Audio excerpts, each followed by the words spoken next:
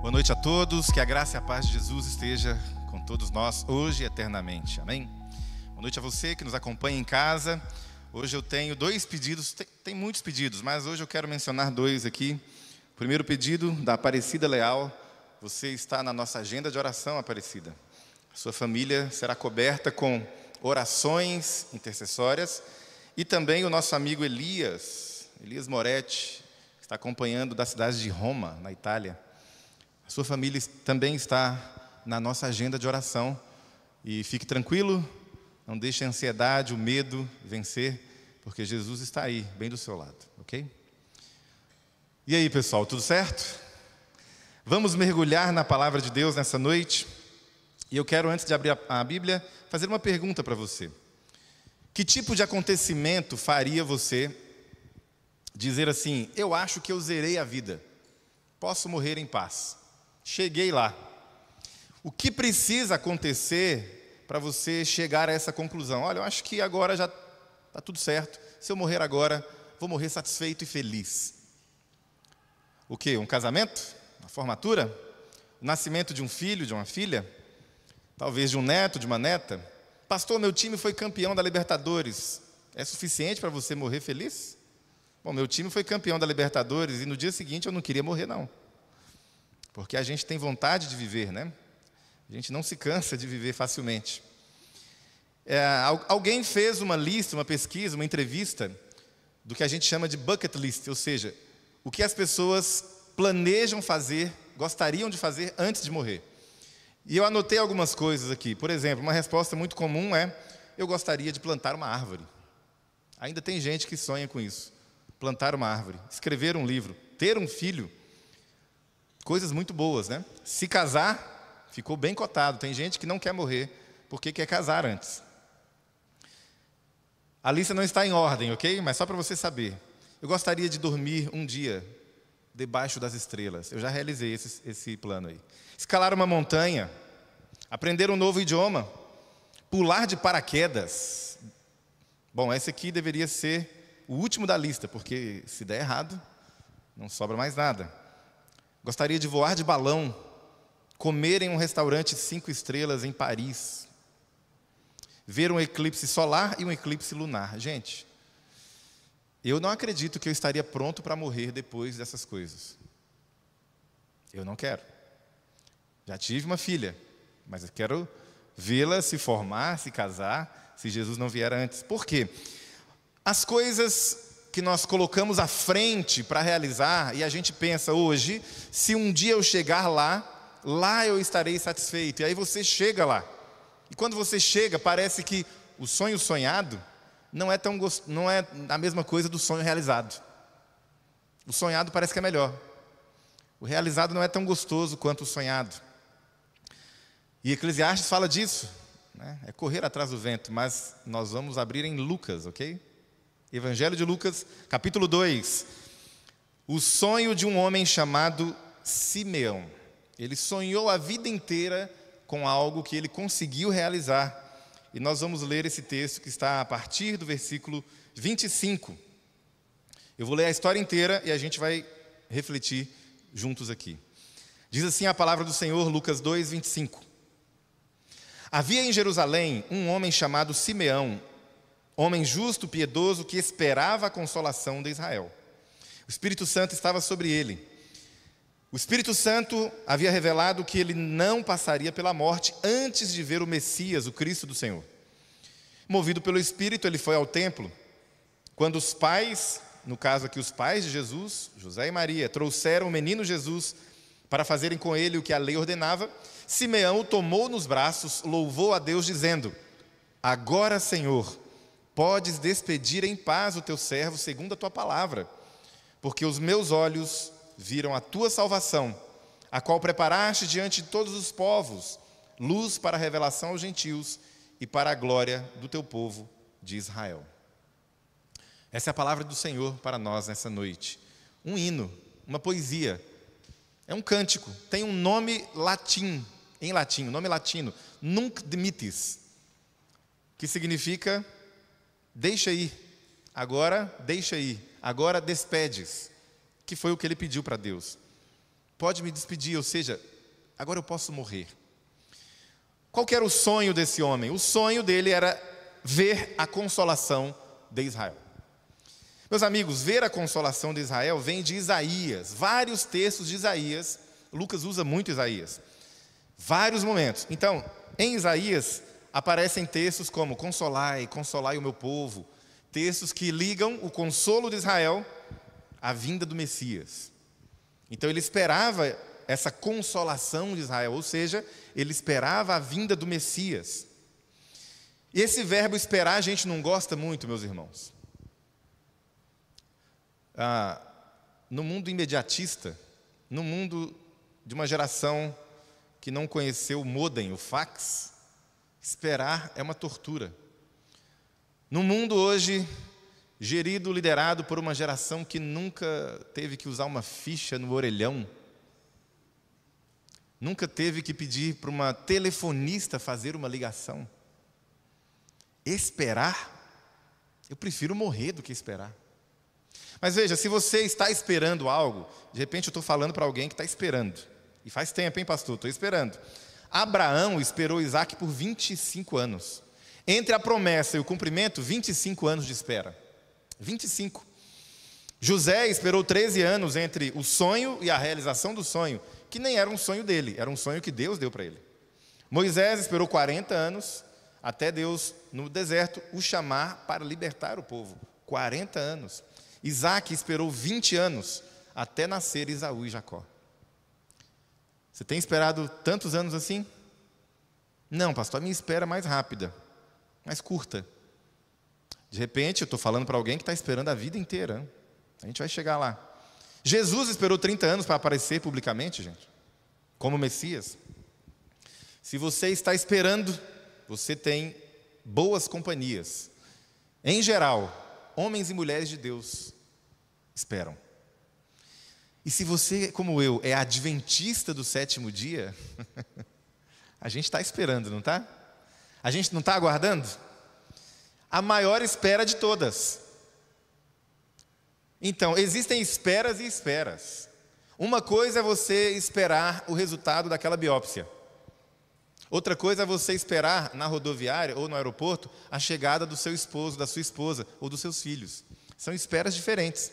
Uma coisa é você esperar para abrir aquela vaga naquela pizzaria, rodízio que você gosta tanto. Está cheio, mas você está na fila de espera.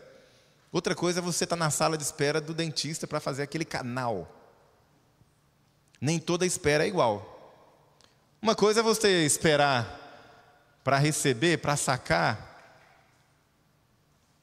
aquilo que é seu direito. Outra coisa é você esperar na mesma fila para pagar. Concorda comigo ou não? Então, que tipo de espera a gente está falando aqui? As esperas geram expectativas diferentes, né? Existem dois tipos de espera e eu quero, antes de voltar para o texto, fazer você entender isso aqui. Existem esperas previsíveis. Eu sei que no mês tal, no dia tal, eu vou tirar férias. Eu já planejo isso, já sei o que eu vou fazer, como eu vou gastar as minhas férias, para onde eu vou. Previsível. E existem esperas imprevisíveis. Você sabe que vai acontecer, mas não sabe quando.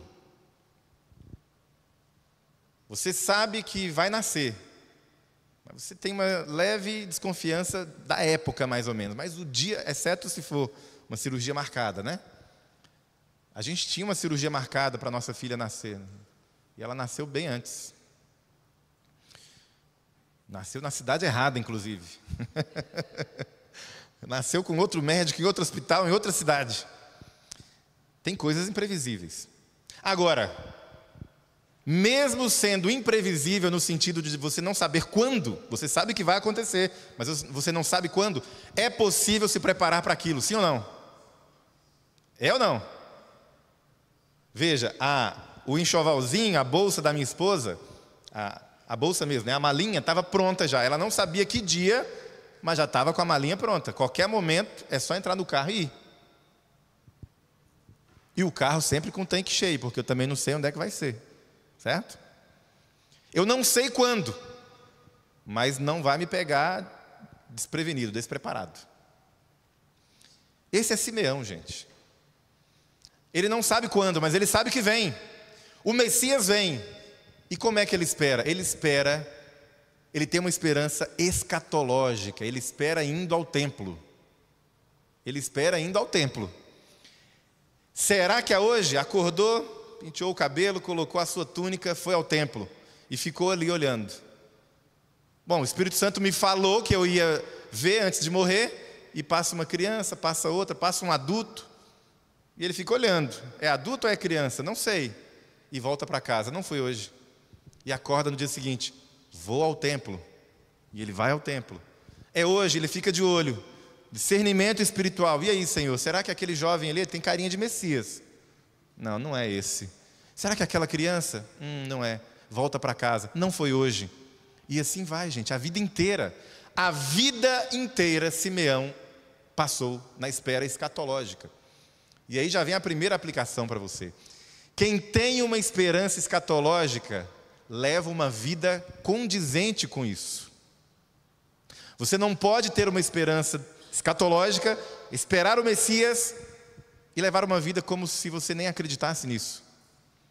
Quem está esperando esse tipo de coisa acontecer, ajusta a vida a isso. Vocês estão me entendendo?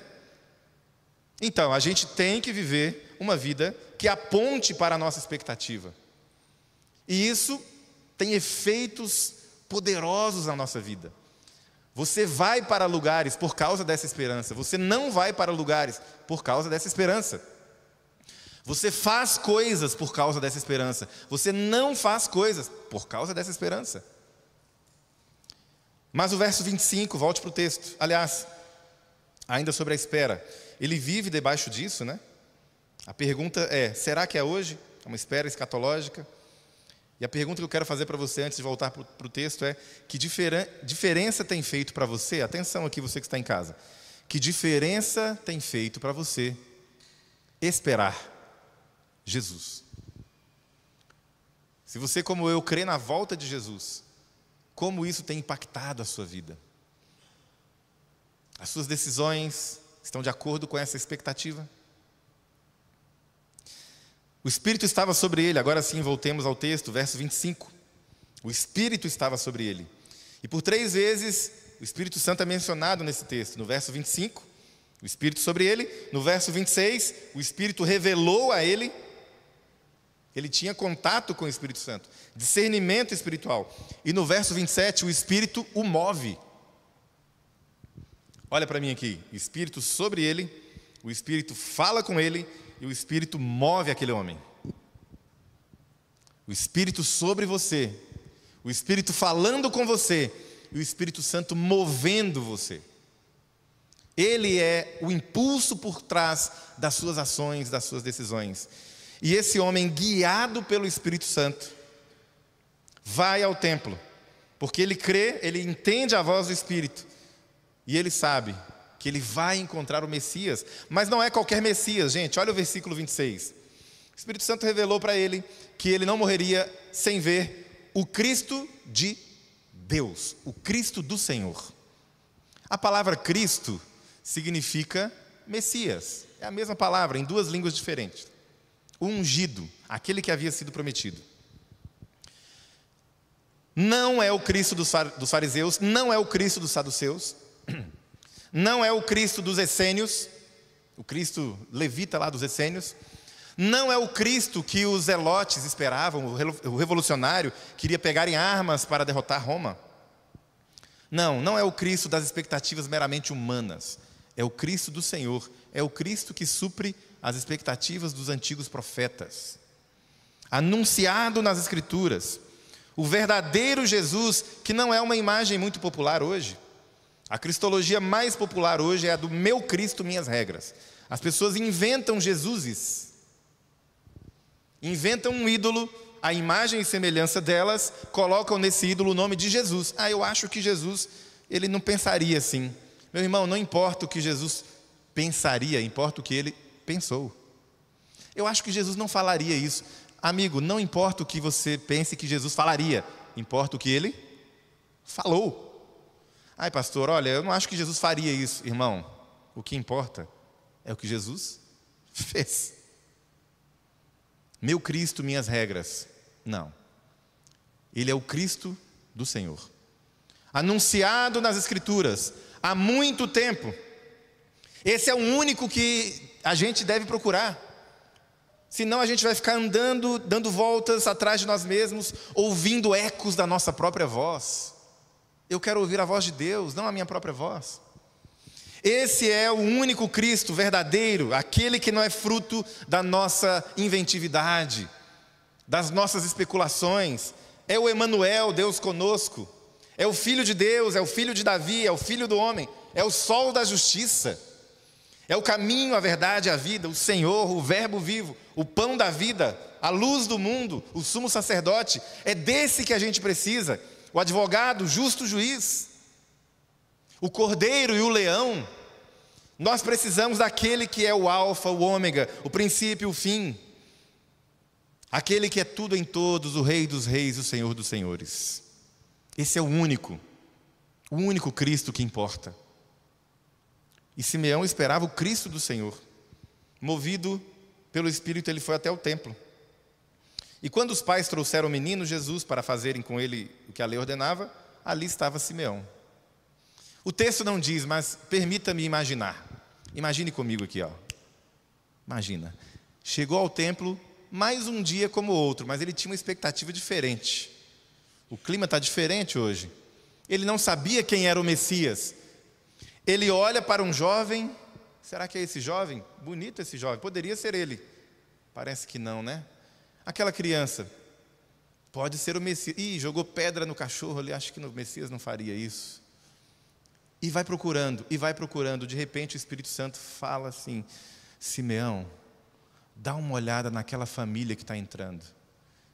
E ele olha, Maria, José, uma família simples, pobre, e um bebê. E Simeão fala: um bebê? É o bebê ou é o Senhor que está andando ali? Eu pensei que o Messias seria mais jovem. Qual dos dois que é? Você se lembra dos 3 verbos? O Espírito estava sobre ele, o Espírito falava com ele, mas o Espírito o movia. E o Espírito Santo vai empurrando Simeão. Vai, Simeão, vai, Simeão. Simeão, dá uma olhada nesse bebê. E ele bate o olho num bebezinho, gente. Sabe qual é a idade de Jesus aqui? Está escrito no texto. 8 dias. Quanto pesa um bebê saudável com 8 dias? Parece que o bebê, depois que nasce, dá uma secada, né? Sei lá, uns 3 quilos, tá bom, né? 3 quilinhos tá bom. A esperança de Israel está empacotada em 3 quilos. Essa é a esperança, a consolação de Israel. Se fosse eu, gente, mineiro como eu sou, ia falar assim: esse negócio está meio esquisito. A consolação de Israel, esse menino aqui. Aí eu faria a pergunta clássica dos mineiros, né? Você é filho de quem? Você é filho de quem? Então, vamos ver sua genealogia. Simeão não precisou nada disso, porque ele tinha comunhão com o Espírito Santo. Discernimento espiritual. Gente, precisamos ter discernimento. Aquela decisão que você precisa tomar em segundos. Você não tem tempo para ficar 3 meses pensando. Discernimento espiritual. Ei, é Ele. E o verso seguinte é de fazer a gente arrepiar. Porque diz que Simeão, versículo 28, tomou, essa palavra tomou é muito forte. Ela poderia ser traduzida como recebeu, abraçou, segurou. Imagina Maria assustada ali, né? Maria, José ali com aquele templo gigantesco, aquele monte de gente, e de repente aparece um senhor e fala: deixa eu pegar o seu menino. Fala: nunca te vi, meu senhor, quem é o senhor? Mas Maria também tem discernimento espiritual. O mesmo Espírito que está sobre Simeão foi o que anunciou a Maria: descerá sobre ti a virtude do Altíssimo. E quando 2 pessoas com discernimento se encontram, coisas grandiosas acontecem. 2 só. Nós estamos aqui com a igreja do Senhor reunida nessa noite, amém? Tem muito mais do que 2 pessoas com discernimento espiritual aqui. Quando pessoas com discernimento espiritual se encontram, coisas maravilhosas acontecem. E quando essas pessoas oram, o céu se move. O Espírito Santo é o motor que puxa essas pessoas, que puxa essa igreja. Não tenha medo, meu irmão, que está em casa.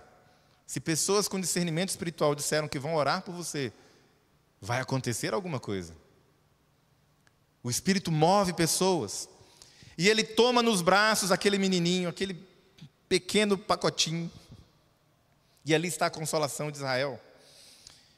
Veja, Jesus foi fazer um ritual nesse dia.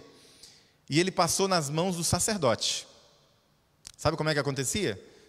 Pegava o menino, fazia todo o ritual ali, né, a circuncisão e tal, ou fazia a oferta, mas aí, em determinado momento, o sacerdote pega a criança, ergue diante do altar, o primogênito, devolve para os pais, move a criança ali, né, devolve para os pais e anota o nome do primogênito. Ele escreveu lá, Yeshua, nome de Jesus, Yeshua, Yehoshua abreviado, em grego registrado como Jesus, em português Jesus, Jesus, Jesus, não importa em que língua, é o nome mais bonito, não pelo nome, mas por causa da pessoa. E ele anotou Yeshua, mas aquele sacerdote não reconheceu quem ele tinha segurado. E é muito triste quando você não reconhece quem você deveria reconhecer. Preste atenção em mim aqui, ó. Um dia eu fui numa instituição muito importante aí do Brasil, a gente conta sem dar detalhes, porque uma instituição muito importante, eu tinha marcado um momento com uma pessoa importante. Só que a instituição muito grande, eu desci na portaria errada. E perguntei para o cidadão que estava na recepção, eu preciso falar com fulano de tal, onde que é? Ele falou, você devia ter ido para o outro lado. Você não vai conseguir chegar agora. Se você andar aqui e tal, não sei o quê, a instituição é tão grande que tem ônibus dentro. E aí, estava entrando um carro.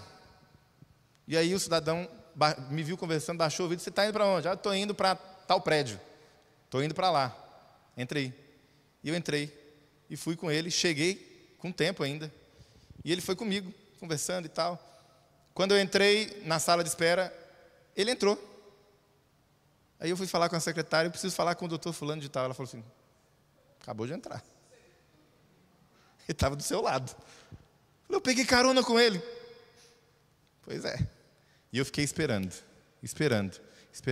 E não fui atendido. Que tragédia! Eu não reconheci a pessoa que ia me atender e me ajudar naquele dia. Uma falha minha. Eu não reconheci. Gente, viajando aí em aeroportos, a gente encontra muito artista, tá? Alguns surpreendem, alguns decepcionam. Alguns decepcionam pelo caráter. Outros decepcionam porque na televisão parece maior, né? Outros surpreendem porque, nossa, eu não imaginei que era tão gente boa. O gente boa a gente pode mencionar, né? Pelo menos comigo foi Denilson, Tiaguinho, do samba. Pessoas agradáveis ali. Fafá de Belém, a gente encontra, olha, interessante. Mas alguns a gente olha e fala, a maquiagem faz diferença, né? Faz muito. O ângulo da câmera ajuda bastante, viu? E fica difícil reconhecer, né? Simeão bateu o olho em Jesus. E o discernimento que o Espírito o deu, levou a concluir, é esse. O sacerdote do templo, que conhecia as mesmas escrituras, as mesmas profecias, bateu o olho em Jesus e não viu nada demais. Ali estava diante dele aquele que é maior que o templo. Ali estava diante dele aquele para onde todos os rituais apontavam. O Cordeiro de Deus estava ali. Aquele homem segurou por alguns segundos em seus braços a esperança de Israel.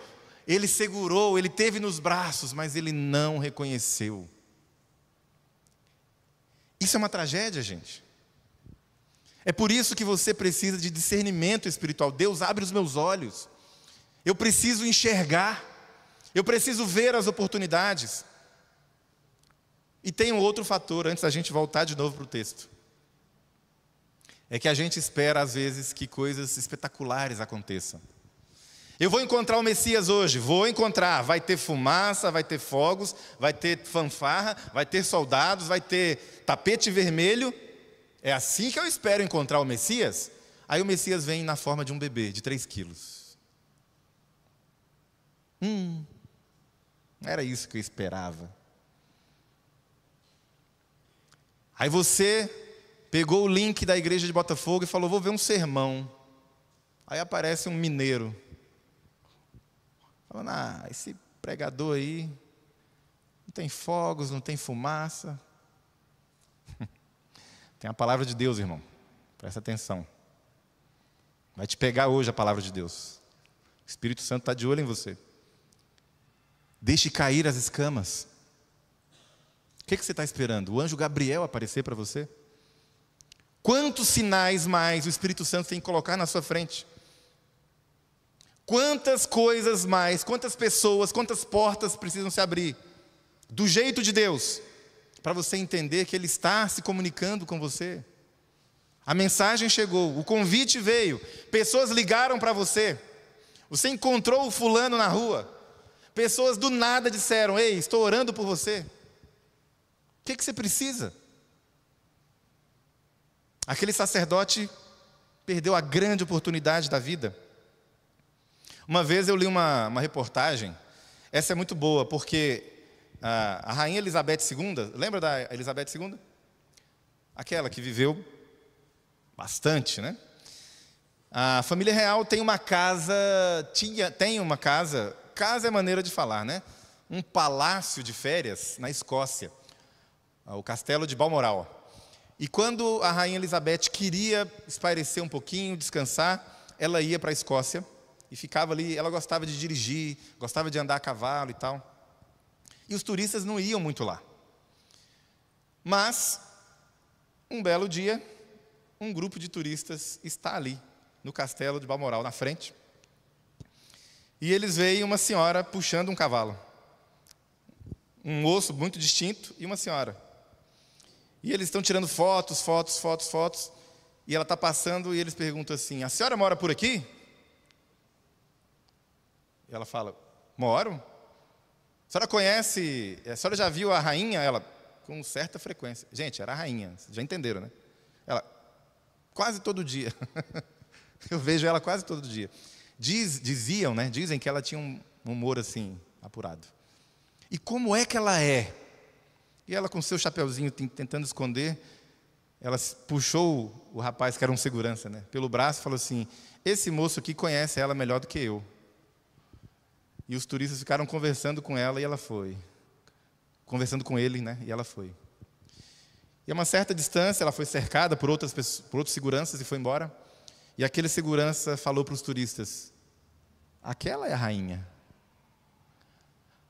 Não me diga, a gente veio dos Estados Unidos só para ver a rainha. Vocês viram, mas a gente não tirou foto com ela. Vocês viram, mas não reconheceram, né? Poxa, a gente gosta tanto, vocês gostam tanto, quando veem, não reconhecem. Meu irmão que está aqui, sabe quem está aqui nessa noite? Sabe quem está aqui nessa noite? Passeando por esses corredores? Jesus Cristo, Filho de Deus. Mas pastor, não tem fumaça, não precisa, a gente só precisa de Jesus. Mas eu não vi nenhum anjo voando nesse lugar, no meio do povo, em cima do altar. Não precisa, eu quero é Jesus. Você que está em casa, Jesus está aí com você. Ele é tudo o que você precisa, mas você precisa ter olhos para ver e enxergar. Você precisa de uma percepção apurada da realidade. Simeão reconheceu, e estou indo para o final da mensagem. No verso 29, aliás, desculpe, um pouco antes, ele tomou nos braços a criança, e antes de fazer a declaração, eu quero destacar, ele tomou nos braços, ele abraçou essa criança. Nós somos seres abraçantes. Pesquisas durante a pandemia provaram que, em primeiro lugar, ficou empatado ali 2 coisas, 2 itens. O que vocês mais querem fazer depois da pandemia? 2 itens. Sair de casa e abraçar. Abraçar. Eu quero abraçar pessoas. Quero voltar a ter contato. Isso gente, eu sei que tem gente que não gosta, né?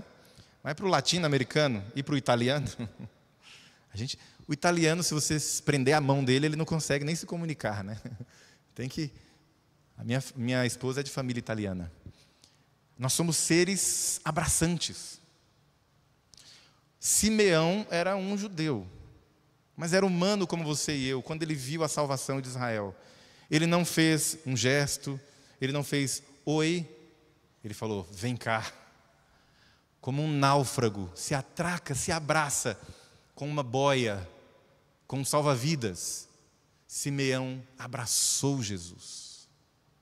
Ele abraçou Jesus. E agora sim ele diz, eu posso morrer em paz. Senhor, pode despedir o teu servo, porque os meus olhos viram a tua salvação. Atenção aqui. Atenção que tem um trocadilho aqui. Os meus olhos viram a tua salvação. A palavra salvação, em hebraico, é Yeshua. Mas pastor, você falou que o nome de Jesus é Yeshua. Então, a escrita é diferente, mas o som é quase o mesmo. Quando alguém fala, você sequer percebe rapidamente a diferença entre o substantivo, a salvação, Yeshua, e o nome próprio, Yeshua. Veja, os meus olhos viram a tua salvação. Eu não sei em que língua ele disse isso, provavelmente aramaico. Mas se fosse em hebraico, ele diria, os meus olhos viram o teu Yeshua. Os meus olhos viram o teu Jesus. Os meus olhos viram Jesus, o Filho de Deus. Mas sabe qual é o problema dele ter visto Jesus, abraçado Jesus? E sabe por que ele pede, Senhor, se eu morrer agora, eu vou morrer feliz. Meu irmão, olha aqui, ó, o final do sermão. Porque ele tem que devolver a criança. Vou te dar 3 segundos para você pensar. Ele acabou de encontrar tudo o que ele mais esperava na vida. Tomou nos braços, agradeceu a Deus e pediu para morrer. Por quê? Porque agora ele tem que devolver a criança. Ele tem que devolver para Maria. Maria já estava olhando assim. Opa. Ele tem que devolver. Uma vez eu levei um carro que estava com um problema para uma oficina bem recomendada lá em Maringá. Eu morava no IAP, era pastor do IAP, levei para Maringá. Cheguei lá, o mecânico falou, olha, isso aqui não dá para resolver hoje. Você vai ter que deixar o carro aí e buscar amanhã. Demora. Eu falei, mas eu moro lá no IAP, não tem, como é que eu vou para casa? E aí o dono da oficina estava ouvindo a conversa. Ele nem perguntou. Ele já veio com uma chave e falou assim, pode levar o meu carro. O dono da oficina. Aí eu peguei a chave dele, eu não sabia nem manusear a chave, pastor Rafael. Sabe esses carros que conversam com você?